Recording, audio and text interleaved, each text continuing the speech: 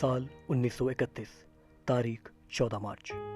मुंबई के majestic cinema hall के बाहर भारी जनसैलाब उमड़ा पड़ा था। लंबी लंबी कतारों में लोग सड़कों पर खड़े थे। इस भारी हुजूम को पुलिस बल नियंत्रण में रखने का प्रयास कर रहा था। यह नज़ारा था आलम आरा का। आलम आरा भारत के सिनेमा इतिहास में पहली बोलती हुई फिल्म, जिसने चलती फिरती तस्वीरों को जुबान दी थी। मुंबई के मैजेस्टिक सिनेमा हॉल में इस फिल्म को देखने के लिए सैकड़ों लोग कतार में इंतजार कर रहे थे। हर कोई पहली फुर्सत में सिनेमाघर पहुंचकर इस नए तजुर्बे से रूबरू होने को बेताब था। पुलिस भीड़ को नियंत्रण में रखने के लिए भारी मशक्कत कर रही थी। इस फिल्म ने मानो पूरे देश में भूचाल फैला दिया था। नमस्कार, ईटीवी पॉजिटिव भारत के पॉडकास्ट में आपका स्वागत है। आप सौरभ दुबे को सुन रहे हैं।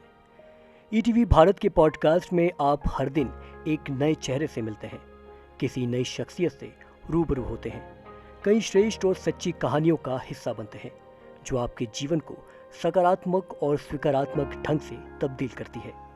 लेकिन आज का पॉडकास्ट कल्पना पर आधारित है, क्योंकि आज हम कहानी सुनेंगे भारत की पहली बोलती फिल्म की, जिसे एक लेखक ने अपनी कल्पना को आधार बनाकर लिखा है, जिसे एक निर्माता ने अपना ख्वाब समझकर बनाया है और जिसे अभिनेताओं ने अपनी कामना समझकर सजोया है।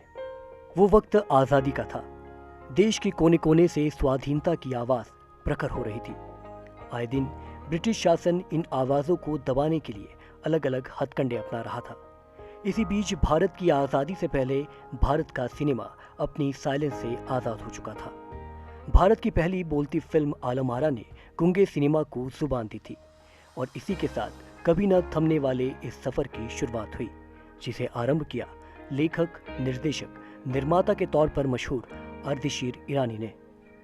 दरअसल उस दौर में भारत के लोगों की दिलचस्पी फिल्मों से कम होने लगी थी। हॉलीवुड की कई टॉकी फिल्में भारत में अपने पैर जमा रही थी। ऐसे में अर्देशीर ईरानी ने भारतीय सिनेमा में टॉकी फिल्म की ज़रूरत महसूस की, लेकिन आर्थिक स्थिति कमज़ोर होने के चलते और संसाधनों के अभाव के चलते ये केवल एक विचार तक ही सिमटा हुआ था। लेकिन फिर एक दिन ईरानी की किस्मत चमकी और उन्हें 14,000 रुपयों की लॉटरी लगी। उस वक्त के 14,000 यानी आज के करोड़ों रुपए। फिर क्या था, अर्देशीर ईरानी ने बिना वक्त गवाए अपने इस ख्वाब को हकीकत में बदलने में लग गए। उन्होंने सबसे पहले टेनोर सिंगल सिस्टम कैमरा विदेश से आयात किया और अन्य सभी तैयारियों के साथ फिल्म की शुरुआत की। लेकिन अब भी इस फिल्म को कई चुनौतियों से गुजरना था। दरअसल फिल्म रिकॉर्डिंग के दौरान डायलॉग भी साथ में रिकॉर्ड होते थे। ऐसे में आसपास की आवाज़ें पूरे शूट को बर्बाद कर देती, जिसके चलते फिल्म की शूटिंग देर रात करनी पड़ती थी। वहीं फिल्म के अभिनेताओं को भी साफ तरीके से बोलना और माइक का उपयोग करना सिखाया जाता था। वहीं विदेश से आयात टेनोर सिंगल सिस्टम कैमरा से शूट करने में बड़ी दिक्कत होती। एक ही ट्रैक पर साउंड और पिक्चर रिकॉर्ड होती, इसलिए कलाकारों को एक ही टैग में शॉट देना पड़ता था। हालांकि इन सारी परेशानियों के बाद भी 14 मार्च साल 1931 को यह फिल्म रुपहले पर्दे पर छा गई।